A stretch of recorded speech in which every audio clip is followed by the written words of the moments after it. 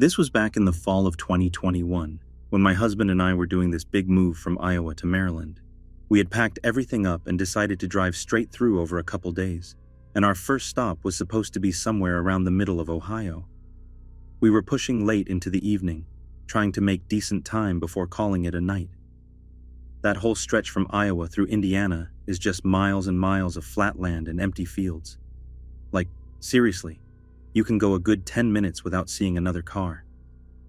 I think we were somewhere in Indiana when things started getting weird. We were cruising along the highway when we hit this really thick fog out of nowhere. Like 1 second it's clear, the next it's like we're driving through a cloud. It was creepy enough on its own, but then we saw this massive blood stain across the road. I'm not talking about a smear. I mean a huge splatter like something had been hit really hard. My first thought was maybe a deer or some big animal, but there was no body. No roadkill, no guts, not even anything off to the side. Just a fresh-looking red mess across the pavement. That kind of set the tone for the rest of the night. A little while later, we needed to stop. Both of us had to pee, and we were running low on gas, so we pulled off at the next place we could find. It was one of those tiny roadside gas stations that feel like they only exist for long-haul truckers.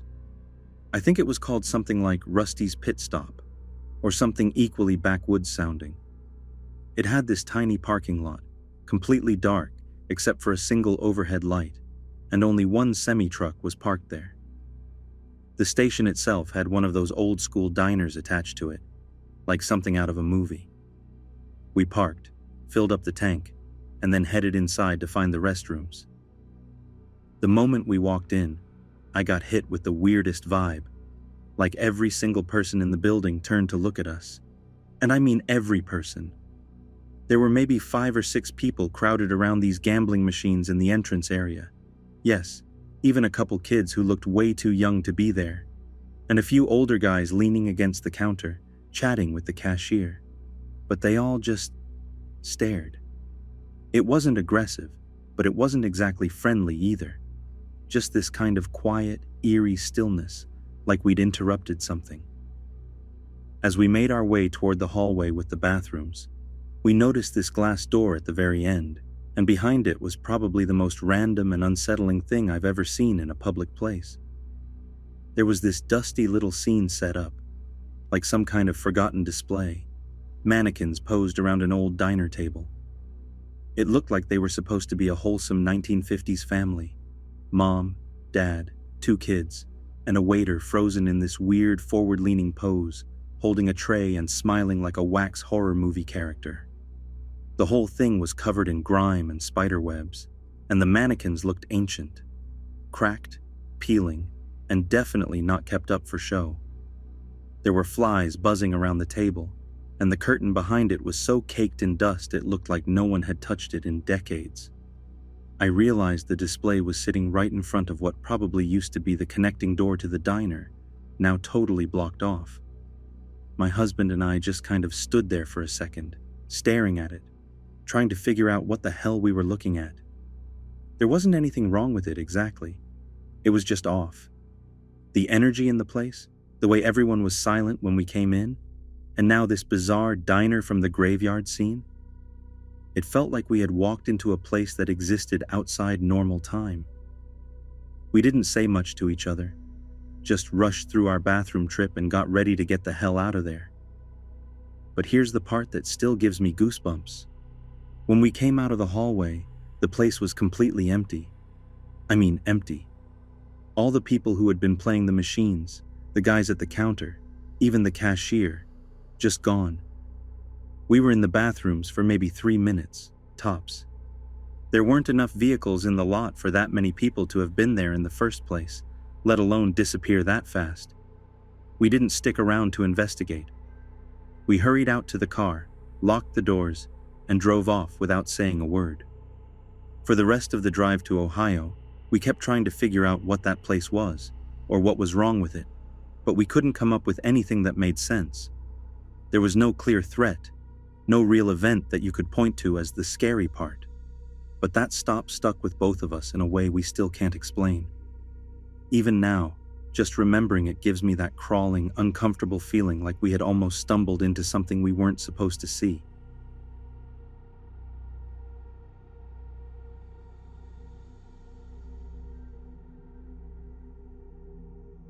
So this happened around 7 years ago when I was about 17.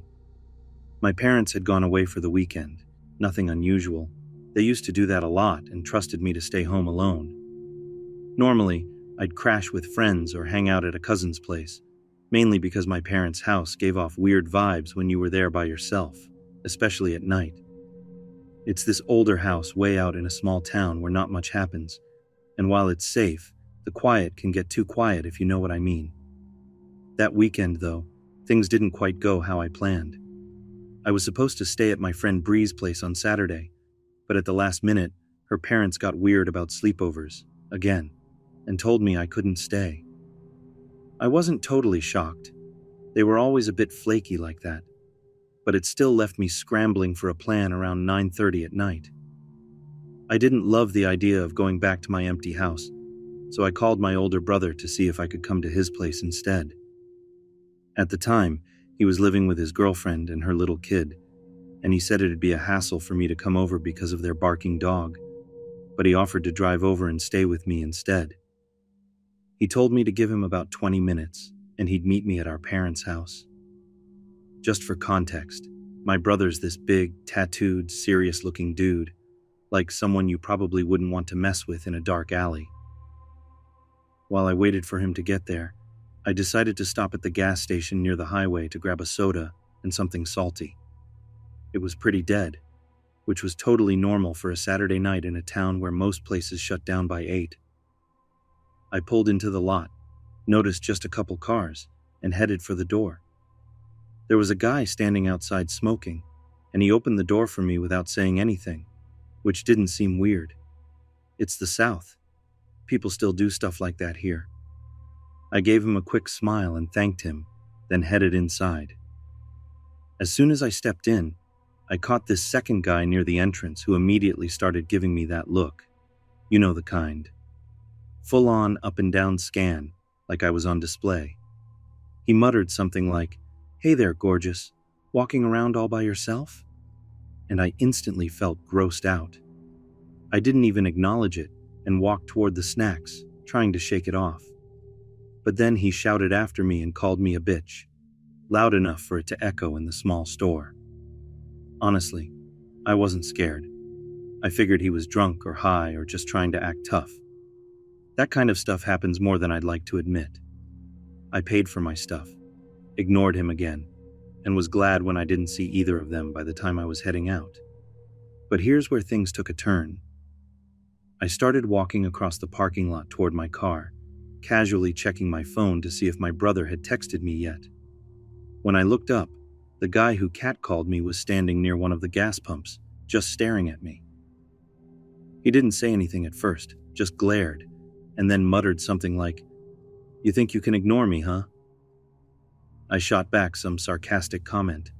I don't even remember what, just something to make it clear I wasn't impressed. And I got into my car. He didn't look happy about it, and I noticed his buddy had also reappeared. As I started the car and went to leave, I saw their vehicle, an old beat-up sedan, pulling out from the other side of the lot. They were facing me, just sitting there, not moving, and both of them were staring like they were deciding something. Then, the guy who had opened the door earlier smiled and made that creepy slice-across-the-neck gesture. I remember thinking, "Really, dude? Dramatic much?" And I rolled my eyes as I pulled out. But sure enough, they pulled out behind me and started following. At first, I didn't panic. I mean, around here people talk big but rarely go through with anything. But I wasn't about to take any chances either, so I took a couple of side roads to see if they were really tailing me. And they definitely were. When they realized I was trying to shake them, they got super aggressive. They pulled up close, nearly riding my bumper, and started laying on the horn nonstop. Their headlights were basically inside my back seat. I called my brother while this was happening and told him what was going on, trying to keep my voice calm. He didn't hesitate. told me to head home and that he'd take care of it. So I made my way back, and even though I took a few detours, I was only a few minutes out. As I pulled into the driveway, I felt this wave of relief crash over me. There, at the end of the driveway, was my brother, barefoot, shirt off, just standing there with the kind of posture that says, "Come at me." He had his pit bull sitting next to him, all calm but alert, and his hand resting on something that looked very much like a gun. I pulled into the yard, and those two creeps started to pull in behind me, until they saw him. Then it was like watching rats scatter. They reversed so fast and tore off down the road without looking back. To this day, I have no clue what they were planning, and honestly, I don't want to know. But I'll never forget the image of my brother standing there like some kind of protective warrior from a movie. That night could have ended a lot differently if he hadn't been there. I still think about it sometimes, and just feel grateful.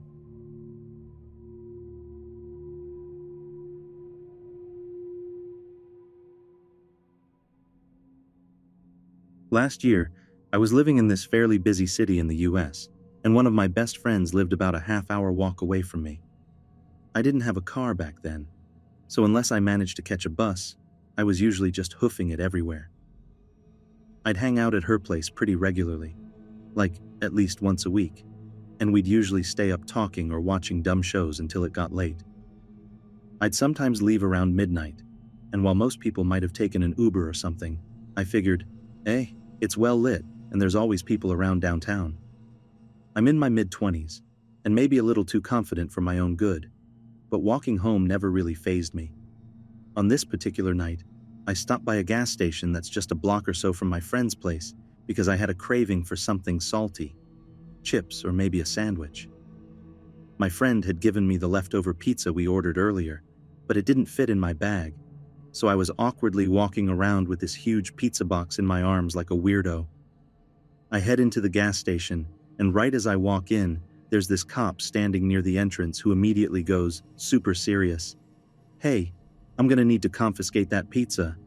And I'm way too trusting sometimes, so I just kind of blink and start handing it over. Honestly, I didn't care. I wasn't going to eat it anyway because it was garbage. But then the guy bursts out laughing, clearly shocked that I fell for his dumb joke. I fake laughed along, mostly to not seem like a buzzkill, but inside I was thinking, cool, weird cop humor, love that. I turn to head deeper into the store, and then he tells me, completely straight-faced this time, "But seriously, you can't bring your backpack in here."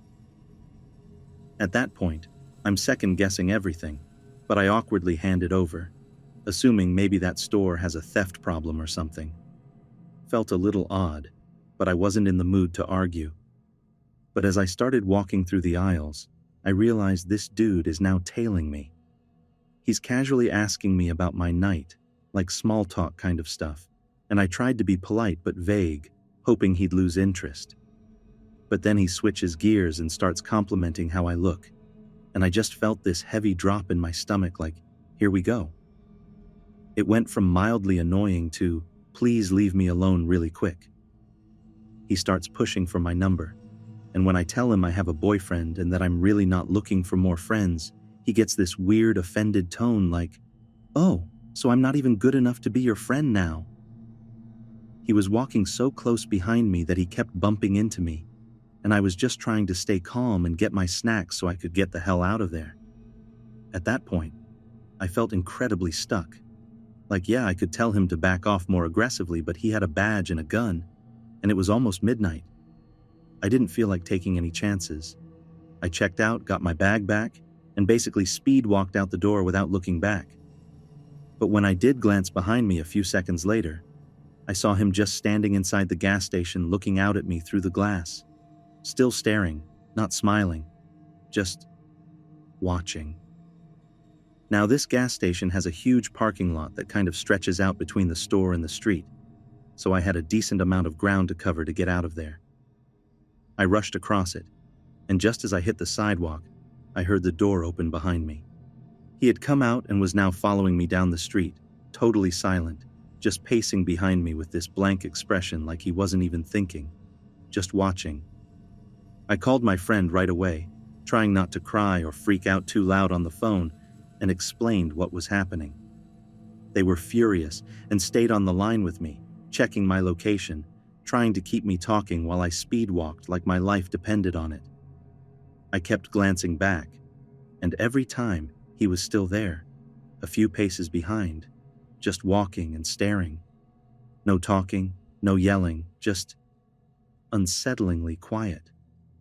After a few blocks, I looked again, and he was just gone. No clue where he went. He must have turned down a side street or dipped into a parking lot. But I didn't stop moving until I was inside my building with the door locked. My friend stayed on the phone with me until I was home safe, and I didn't sleep super well that night. Nothing technically happened, which I guess is the best outcome, but the whole thing left me rattled. I never went back to that gas station again, and now I double-check for who's working there if I even go near it.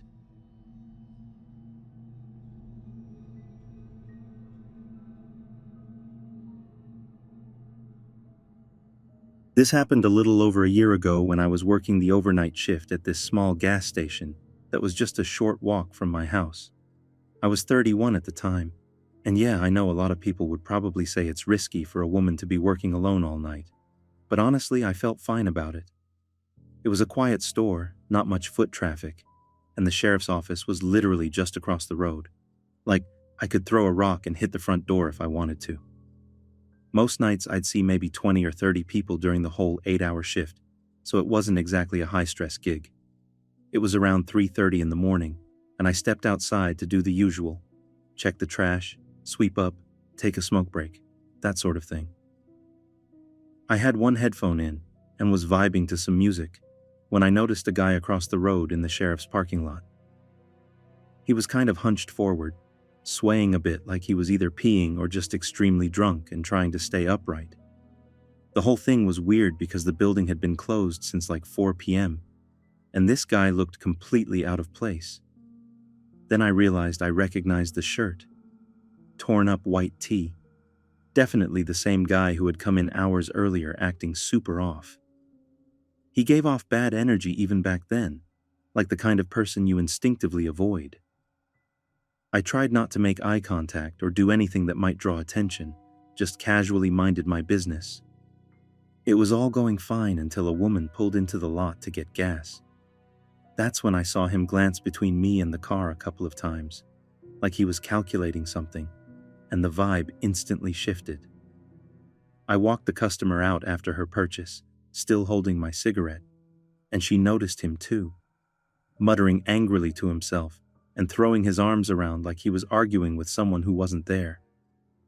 She looked a little concerned and told me to stay safe, and I made some dumb joke about him needing to be more scared of me, just trying to shake the tension. But after she left, I realized he was now facing directly toward our parking lot, still swaying, still yelling nonsense, only now it felt like he was yelling at me.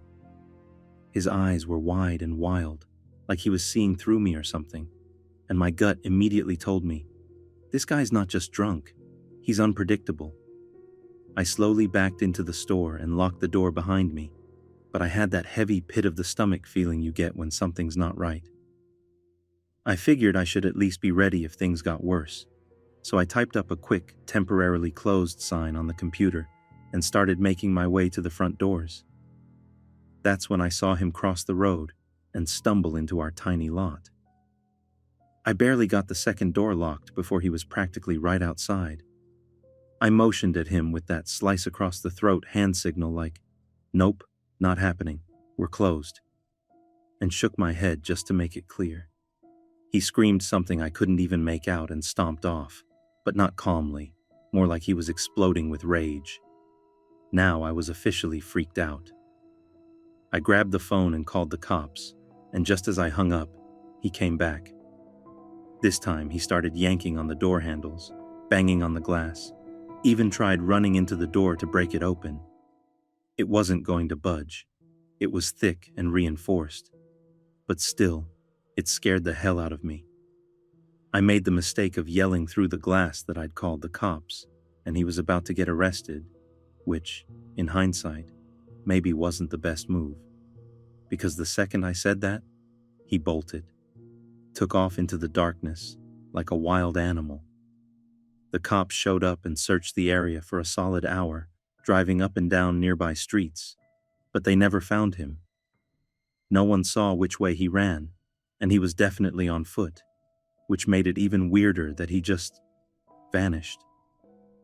Since he never technically did anything and they didn't catch him, I didn't file a report, but that incident stuck with me in a big way.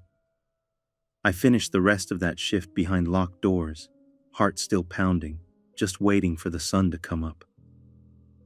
I didn't see him again after that night, but it messed with me more than I realized.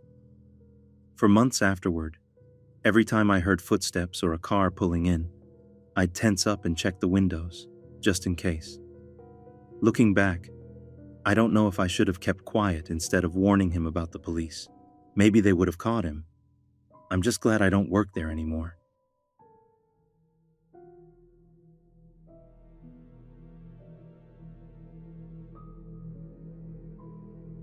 This happened one morning last winter when I had to be in for work unusually early. It was around 4 a.m., and while it was definitely cold out, the roads were dry and there wasn't any snow on the ground yet. I'd been driving for maybe 15 minutes when I glanced down and noticed my gas tank was just above empty. No big deal. I had time to spare, so I figured I'd top off before heading in. A few minutes later, I saw a brightly lit gas station with a few cars at the pumps, so I pulled in without thinking twice. As I'm pulling into a spot, I noticed this guy standing near a beat-up old van by the store entrance. He wasn't pumping gas or walking in, just kind of lingering in that "I might ask you for something" way. He instantly gave off the vibe of someone who was going to hit me with a sob story followed by a request for cash. I tried not to stare, but took a quick glance his way as I drove past. He didn't seem to notice me, so I parked, got out of my car, and immediately got hit with ridiculously loud hip-hop music blasting through the gas station speakers, like the night shift worker was pretending the place was a club instead of a convenience store. I prepaid at the pump, popped the nozzle in my tank, and just before I started filling up, I heard a man's voice trying to cut through the music. I looked toward the store, and sure enough, that same guy was now walking toward me. I couldn't really understand him at first, but for some reason, I motioned for him to come a little closer, even though every bit of common sense was telling me not to. He stepped into speaking range and asked if I had jumper cables. Honestly, I was relieved for a second. It wasn't the usual money pitch, just someone needing a jump, something totally normal. I told him I didn't have cables with me since I had just recently started driving this car and hadn't stocked it with the usual emergency stuff yet. He nodded, then asked if I'd mind calling his girlfriend for him, said his prepaid phone was out of minutes and he needed her to come get him so he could make it to work. I figured, sure, that's reasonable enough. He gave me a number, I called, and after a few rings, I got the default voicemail message you hear on a brand new phone with no custom greeting, and the mailbox was full. I told him I couldn't leave a message, and without hesitation, he rattled off another number. Same exact thing. Full mailbox, generic recording. Now my gut was starting to get involved. I had this weird, sinking feeling, like this wasn't the first time someone had been asked to call this girlfriend, and maybe this girlfriend didn't even exist. Before I could say anything, he asked if I could give him a ride up the road to where his car was parked. That caught me off guard. I had assumed the van he'd been standing next to was his, but he said no. His car was about a mile away at another gas station. I actually knew the one he was talking about. It was old, tucked back off the road, surrounded by overgrown bushes, and most importantly, it wasn't open 24/7.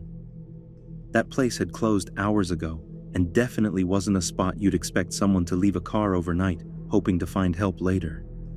He said he left his car there, borrowed a bike from someone, and rode down to the gas station I was at now. The whole story sounded more and more sketchy the longer he talked. Something about it just didn't make sense. Who lends out a bicycle at 4 a.m. in freezing weather? And why would you walk or ride away from your broken down car, only to end up just hanging out in front of a van at a random gas station. Even though every part of me was screaming, "This is a bad idea," I didn't know how to end the conversation. Against my better judgment, I actually told him I'd take him. He smiled and said he was going to put the bike inside the gas station so it wouldn't get stolen before the owner came to get it. The second he turned his back, I moved fast. I yanked the nozzle out of my tank, slammed it back on the pump, bolted to my driver's side, jumped in, started the engine, and got the hell out of there without looking back. I didn't even care what he saw or thought. I just had this deep instinct that I needed to be gone.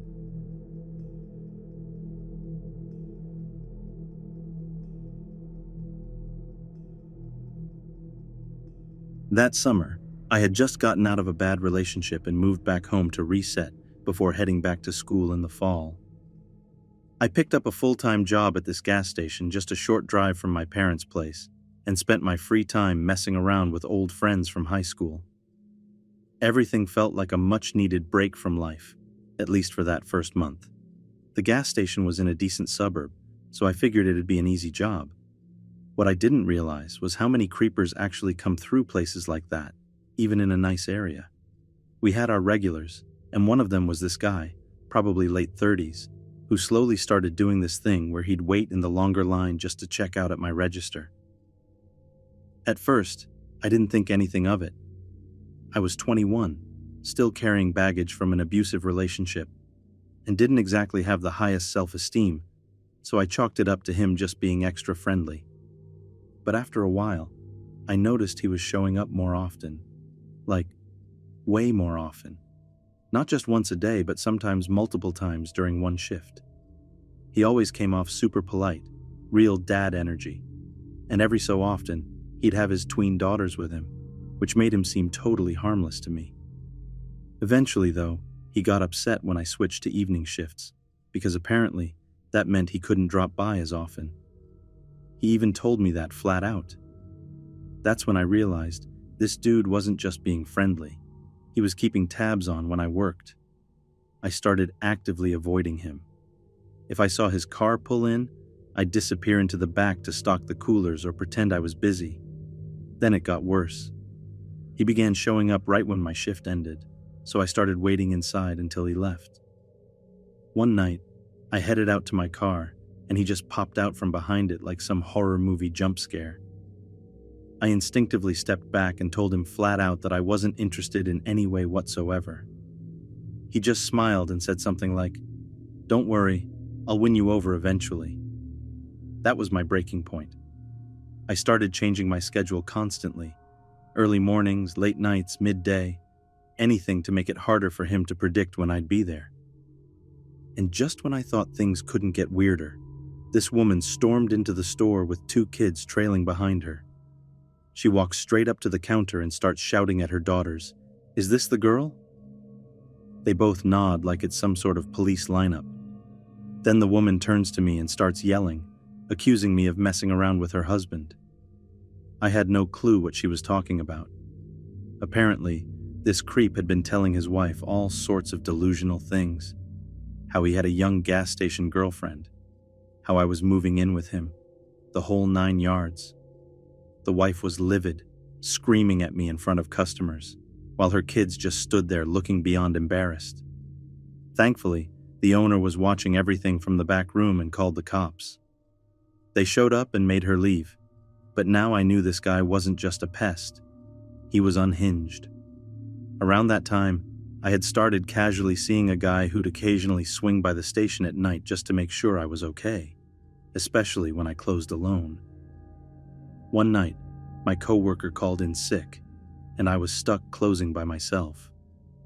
10 minutes before we locked up, in walked Mr. Creeper like he'd been waiting for the perfect opportunity. He didn't even pretend to buy anything, just stood there, leaning on the counter while I tried to finish closing. He kept saying things like, "You shouldn't be working alone like this," and "Why won't you just give me a chance?" He started talking about buying me a car, moving me in, like this was some fantasy life we were supposed to share. I reminded him his wife didn't seem too thrilled about this relationship, and that's when he completely snapped. He flipped over a display rack and started screaming at me, asking what I'd told her. I was trapped. I didn't want to run out into the dark parking lot alone, where my car was parked way off to the side, and I was terrified he'd follow me. By some miracle, the guy I had been dating happened to be driving by and saw my car still there after hours. He stopped in to check on me and immediately realized something was off. As soon as he stepped inside, Creeper made a run for it, just stormed out into the night. My date helped me clean up the mess, sat with me until I calmed down, and practically begged me to quit working there. We called the police, and since it was a small town, they knew exactly who he was. They found him soon after, driving like a maniac in his white Kia. When the officer called to follow up, he told me they found a knife, a roll of duct tape, and rope in the back of his car.